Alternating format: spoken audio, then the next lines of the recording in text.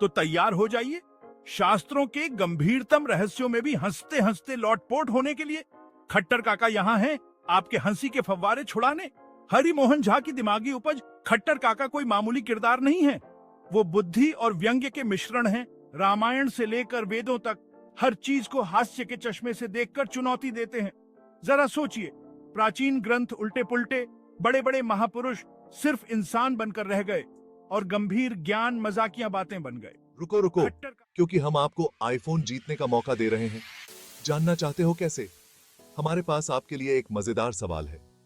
बस आपको सही जवाब देना है और आप एक नए आईफोन के भाग्यशाली विजेता हो सकते हैं। कमाल लगता है ना? ये ऐसे काम करता है। इस वीडियो के अंत में हम आपसे एक सवाल पूछेंगे। बस अपना जवाब नीचे कमेंट्स में लिख दो और सुनिश्चित करें कि आपने हमारे चैनल को सब्सक्राइब किया है। ये इतना आसान है, तो लगे रहो, तेजी से सोचो और जीतने के लिए तैयार हो जाओ। सबको शुभकामनाएं। अब ये रहा आप। खट्टर काका सिर्फ चुटकुले नहीं सुनाते, वो सबूत पेश करते हैं। किसी कोने को नहीं छोड़ते और किसी पंडित को अपने तन से नहीं बख्शते। ज्योतिष को सर्कस बनाने से लेकर धर्म टेक्स्टों को स्वार्थ की किताब कहने तक खट्टर काका किसी को नहीं छोड़ते। यहाँ तक कि आत्मा, स्वर्ग और पुनर्जन्म जैसी अवधारणाएं भी उनके तीखे व्यंग्य से नहीं बच पाती। तो अगर आप हमारे छुपे हुए ज्ञान के खजाने को हास्य और पैनी नजर से देखने के लिए तैयार हैं, तो खट्टर काका आपके लिए एकदम सही गाइड हैं। हंसने और पहले से कहीं ज्यादा सोचने के लिए तैयार हो जाइए।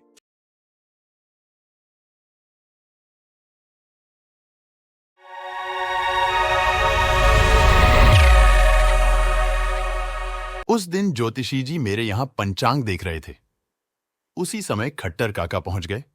उनको देखते ही ज्योतिषी जी अपना पोथी पत्रा समेटने लगे। फिर भी खट्टर काका पूछ ही बैठे, ज्योतिषी जी, क्या हो रहा है? नई दुल्हन अभी मायके में है, वह किस दिन यहाँ के लिए यात्रा करेंगी, उसी का विचार कर रहा हूँ। वह जब चाहेंगी चली आएंगी।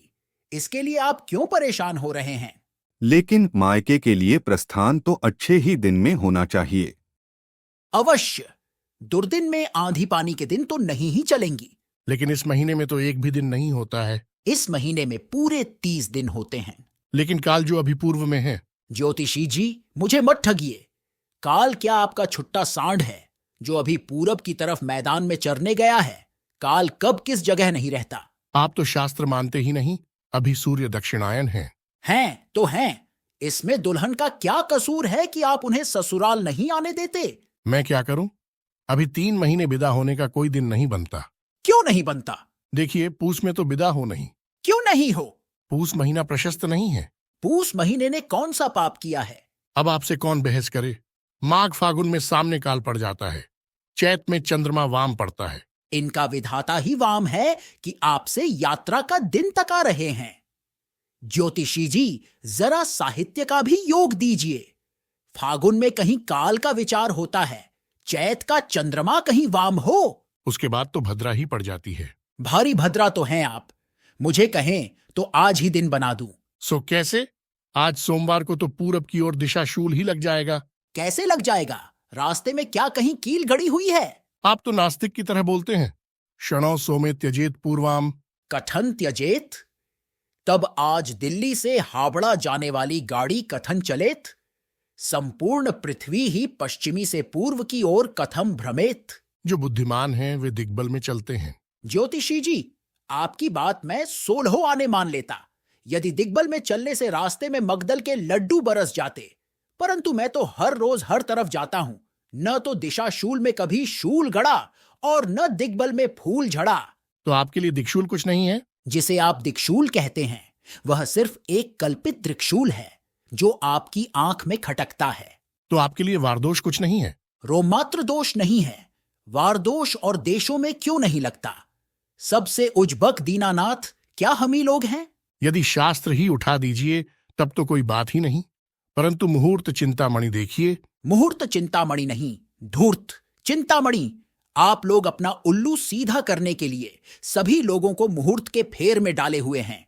राजा के लिए अभिषेक मुहूर्त, सेना के लिए अश्वगज संचालन मुहूर्त, सिपाही के लिए शस्त्र धारण मुहूर्त, बनिया के लिए क्रय विक्रय मुहूर्त, महाजन के लिए रणदान मुहूर्त, सोनार के लिए भूषण घटन मुहूर्त, धोबी के लिए वस्त्र प्रक्षालन मुहूर्त, नर्तकी के लिए नृत्यारंभ मुहूर्त। यह सब पाखंड नहीं तो और क्या है। बेचारे किसानों को पग पग पर मुहूर्त जाल में फंसा दिया गया है। हल जोतने के लिए हल प्रवहन मुहूर्त, बीज बोने के लिए बीजोपति मुहूर्त, धान रोपने के लिए शस्य रोपण मुहूर्त, धान काटने के लिए धान्य छेदन मुहूर्त। स्त्रियों की चोटी तो आप लोगों ने और भी कसकर पकड़ी है। कह कब जूड़ा बांधे, उसके लिए केश बंधन मुहूर्त। कब चूल्हा गाड़े, उसके लिए चूल्हे का स्थापन मुहूर्त। कब नहाए, उसके लिए स्नान मुहूर्त। बच्चे को कब दूध पिलाए, उसके लिए स्तनपान मुहूर्त। मैं हंसी नहीं करता, स्तनों पर भी ज्योतिषियों का अधिकार है। स्तनंध शिशु को भी मुहूर्त के बंधन से छुटकारा नहीं। विश्वास नहीं हो तो उसका भी वचन सुन लो। रिक्ता भौमम परित्यज्य विष्टिपातम सवैधृतिम मृदु ध्रुव क्षिप्रभेषु स्तनपानन हितन शिशो। दैवज्ञ वल्लभ। अजी मैं पूछता हूं, यह सब क्या मजाक है? कोई प्रसूति का मंगलवार को अपना स्तन नवजात शिशु के मुंह में लगा देगी तो क्या मंगल ग्रह बिगड़कर अमंगल कर देंगे? उनको स्तन से क्या बैर? हो सकता है ग्रह नक्षत्रों का कुछ सूक्ष्म प्रभाव पड़ता हो, इसीलिए इतना काल विचार किया गया है। अजी यही काल तो हम लोगों का महाकाल बन गया। बाट में काल, हाट में काल, घाट में काल। खाट बुनो तो काल, ठाट बांधो तो काल। इतना ठाट बाट तो लाट साहब का भी नहीं होता जितना काल सम्राट का। वह रुष्ट होकर विभ्राट कर देंगे। इसी डर ने लोगों को जाहिल जाट बना दिया। शादी करो तो मुहूर्त देखो, गौना करो तो मुहूर्त देखो, गृह प्रवेश करो तो मुहूर्त देखो, यहां तक कि गर्भाधान करो तो मुहूर्त देखो। यह सब खेलवाड़ नहीं तो और क्या है? खट्टर काका, आप दिल लगी कर रहे हैं। गर्भाधान भी कहीं पत्रा देखकर किया जाता है। गर्भाधान ही क्यों, इनका वश चले तो गर्माधान का भी मुहूर्त बना दें। गर्भाधान का वचन देखो। षष्ठ्यष्टमी पंचदशी चतुर्थी चतुर्दशीर्प्युभयत्र हित्वा शेषाः शुभाः स्युः तिथयो निषेके वारा शशांकार्य सितेन्दुजाश। बृहद ज्योतिष सार। षष्ठी, अष्टमी, पूर्णिमा, अमावस्या, चौथ, चतुर्दशी में गर्भाधान की परमिट नहीं मिलती। सप्ताह में केवल 3 दिन सोम, बुध, शुक्र को इस कार्य के लिए लाइसेंस दी जाती है। अजी मैं पूछता हूं, यदि पूर्णिमा की आनंदमय रात्रि में वर कन्या मिथुन लग्न हो जाएं, तो क्या चंद्रमा को ग्रहण लग जाएगा या आसमान फट पड़ेगा? रविवार को दांपत्य संयोग होने से क्या सूर्य के रथ का घोड़ा भड़क जाएगा या चक्का टूट जाएगा? फिर ये स्वयंभू ज्योतिषी दाल भात में मूसलचंद क्यों बन जाते हैं? मिथुन राशि के बीच वृश्चिक बनकर क्यों पहुंच जाते हैं?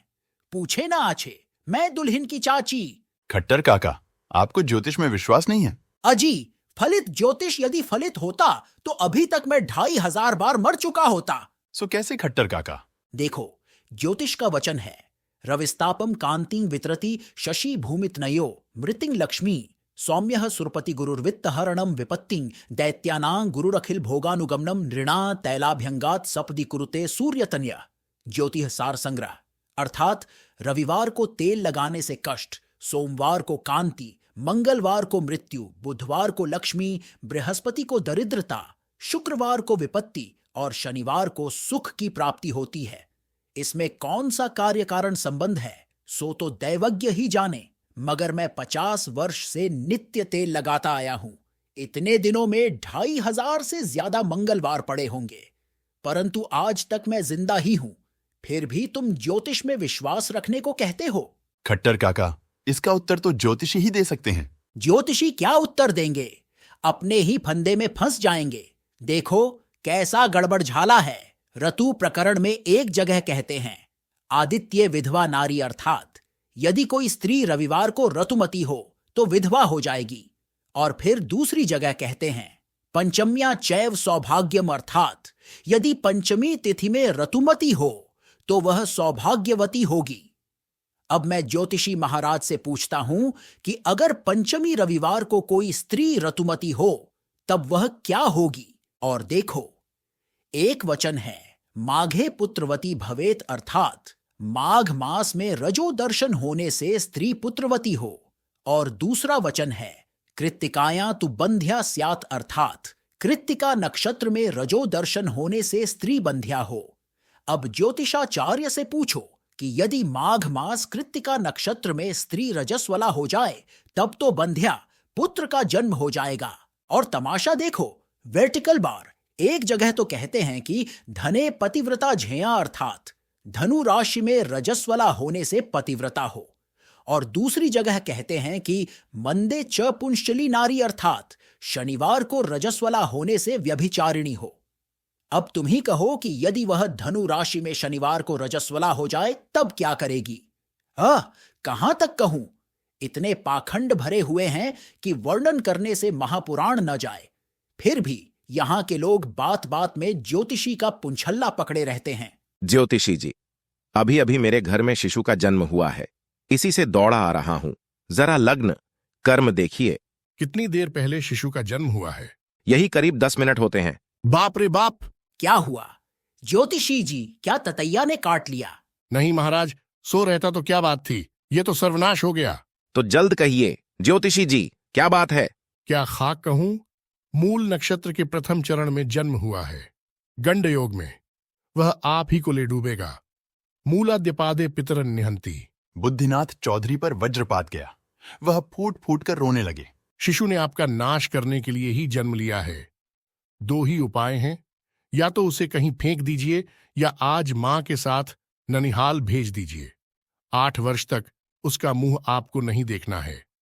और अभी से धेनु दद्यात सुवर्णं च ग्रहांशपि प्रपूजित गोदान स्वर्णदान नवग्रह पूजा, यह सब करना पड़ेगा। जिसने यह सब लिखा है वह झूठा है, मक्कार है। असली ग्रह तो आप लोग नक्षत्रों की आड़ में अपना नक्षत्र बनाते हैं। क्यों इस बेचारे को व्यर्थ महाजाल में डाल रहे हैं? तो क्या आप जन्म कुंडली का फल नहीं मानते? कुंडली का इतना ही फल मानता हूं कि उससे आपके बच्चे के कान में कुंडल पड़ जाते हैं। मेरी नजर में वह सरासर जाली दस्तावेज है। इसी समय हजारों बच्चे दुनिया में पैदा हुए होंगे, तो क्या सभी के भाग्य कर्म एक से होंगे? एक ही साथ 2 जुड़वां बच्चे जन्म लेते हैं, एक जीता है दूसरा मर जाता है, टीपन तो एक ही रहती है। फिर फल क्यों परस्पर विरुद्ध होते हैं? तो भृगु पराशर आदि जो इतना सारा जातक विचार कर गए हैं वह मिथ्या है। ये ही सब नाम बेचकर तो आप लोग हजारों वर्षों से यह ठग विद्या का व्यापार चला रहे हैं। जो मन में आवे 100 श्लोक गढ़कर जोड़ दीजिए और ठोक दीजिए पराशर के मत्थे। अजी, मैंने भी ज्योतिष के ग्रंथ देखे हैं, उनमें ऐसी ऐसी बातें हैं जो धूर्तों ही रची हो सकती हैं। यजमानों की आंख में धूल झोंक कर यजमानिनों के साथ भद्दे मजाक तक किए गए हैं। कैसे, आप उदाहरण दे सकते हैं? 1-2 नहीं, अनेकों। देखिए यार, लोग कैसा ढोंग रचे हुए हैं। उपदे बुध के तुभ्यां योग संबंध के द्विज स्थूलांगी गृहिणी तस्य जायते नात्र संशय। पाराशर होरासार यजमान की जन्म कुंडली देखकर वे पहले ही जान जाते हैं कि उसकी पत्नी मोटी गुलथुल बदन की होगी। इतना ही नहीं, कुंडली में ग्रहों का हिसाब लगाकर स्तनों का आकार भी भांप लेते हैं। कठिनोर्ध्व कुजाचार्य श्रेष्ठ स्थूल स्तनोत्तमा पाराशर होरासार, अर्थात अगर कुछ मंगल बुलंद होंगे तो कुछ भी बुलंद रहेंगे। अजी, इतने ही में मुंह बा रहे हो? अभी और सुनो। जामित्रे मंद भौमस्थे तदीशे मंद भौमजे वेश्या व जारिणी चापी तस्य भार्या न संशय। पाराशर होरासार, जिसकी टीपन में इस तरह का योग होगा उसकी पत्नी निःसंदेह रंडी होगी या यारों के साथ आशनाई करेगी। अरे, ऐसी बातों से तो दांपत्य संबंध का विच्छेद हो जा सकता है। उसकी फिक्र श्लोक बनाने वाले को थोड़े ही है। और सुनो, भग्न पादार्क्ष संयोगा द्वितीया द्वादशी यदि सप्तमी चार्क मंदारे जायते जार्जो ध्रुवम। पाराशर होरासार, अर्थात शिशु की कुंडली में उपर्युक्त योग रहे तो वह निश्चय जारद संतान है। यह श्लोक तो स्त्री का गला कटवा दे सकता है। अजी, केवल स्त्री का ही नहीं, छोटे भाई का गला काटने वाला श्लोक भी है। देखो, ग्रहराजे स्थिते लग्ने चतुर्थे सिंहिका सुते स्वदेवरात सुतोत्पत्ति जाता तस्याह न संशयः। पाराशर होरासार, अर्थात टीपन में ऐसा योग हो तो निस्संदेह देवर के वीर्य से पुत्रोत्पत्ति हुई है। टीपन सूंघने से ज्योतिषी महाराज को वीर्य की गंध लग जाती है अब तुम ही बताओ, यह सब गुंडई नहीं तो और क्या है? और ऐसे ऐसे शौहदों को इस देश में कहा जाता है ज्योतिर्विद्यार्णव। आपने जो सब वचन कहे हैं वे क्या सचमुच ज्योतिष के ग्रंथ में हैं? नहीं तो क्या मैं अपनी तरफ से गढ़कर कह रहा हूं? ज्योतिषाचार्य तो यहां बैठे ही हुए हैं। पूछ लो कि ये सब श्लोक ग्रंथ में हैं या नहीं। सो भी ग्रंथ कैसा कि पाराशर होरासार। हाँ, वचन तो जरूर ग्रंथ में है। पाराशर होरासार ज्योतिष शास्त्र का प्रामाणिक ग्रंथ है, किंतु उसको आप असत्य क्यों मानते हैं? केवल असत्य ही नहीं, अश्लील भी। उसमें ऐसी ऐसी गंदी गालियां भरी हुई हैं जैसी चकले में ही सुनने को मिलेंगी। देखिए, धनेशे सप्तमे वैद्य पर्जायाभिगामिका जाया तस्य भवेद्वेश्या मातापि व्यभिचारिणी पाराशर होरासार। इस प्रकार की ग्रहदशा हो तो वह आदमी परस्त्री गामी होगा, उसकी पत्नी रंडी होगी, उसकी मां व्यभिचारिणी होगी। ऐसी मां बहू वाली गालियां भट्ठियारों के मुंह से ही निकल सकती है। क्या यह विद्वानों की भाषा है? खट्टर काका, ज्योतिष शास्त्र में ऐसी बातें भी होंगी ये मैं नहीं जानता था। तुमने ज्योतिष पढ़ा ही कब? बृहज्जातक, पाराशर आदि देखो, तब पता लगेगा। यह सब झूठ है, इसका प्रमाण? प्रमाण स्वयं मैं हूं। मेरी टीपन में राजयोग लिखा है। वाहने शस्तथा माने मानेशो वाहने स्थित लग्न धर्माधिपाभ्यां तू दृष्टो चेदिह राज्य भाग पाराशर होरासार। परंतु राज मिलने की क्या बात, एक राज मजदूर तक नहीं मिलता। राजयोग के बदले रोज हठयोग का अभ्यास करना पड़ता है। अब रहा जार योग, सो जरा तर्कशास्त्र का योग लगाकर देखिए। क्या व्यभिचार पत्रा देखकर किया जाता है? और उससे जो गर्भ होता है वह क्या लग्न का विचार कर पेट से निकलता है? आप दूसरों का कौन कहे, अपने पुत्र का भी जारज योग नहीं पकड़ सकते। इसीलिए कहा गया है, गणयति गगने गणखा चंद्रेण समागम विशाखाया विविध भुजंग क्रीड़ा सक्तां गृहिणी न जानाती। विशाखा, अनुराधा और रोहिणी के समागम पर तो आपकी सूक्ष्म दृष्टि रहती है। छूचे चोला अश्विनी को आप कसकर पकड़े रहते हैं। आकाश हस्त नक्षत्र का प्रवेश आप देखते हैं, किंतु अपने घर की हस्तिनी की गतिविधि आप नहीं जानते। तब जारज योग क्या पकड़िएगा? यह तो गाली हो गई। ज्योतिषी की स्त्री क्या गणिका होती है? गणक का स्त्रीलिंग तो गणिका ही होना चाहिए, और स्वयं गणक भी तो कुछ हद तक गणिका के समान ही होते हैं। देखिए कैसी चुटीली उक्ति है। गणिका गणको समान धर्मो निज पंचांग निदर्शका वुभो जनमानस मोहकारिणो तो विधिना वित्तहरो विनिर्मितो। अर्थात विधाता ने गणक, ज्योतिषी और गणिका, वेश्या को इसीलिए बनाया है कि वे अपने पंचांगों के द्वारा जनमन को मोहित कर द्रव्य हरण करें।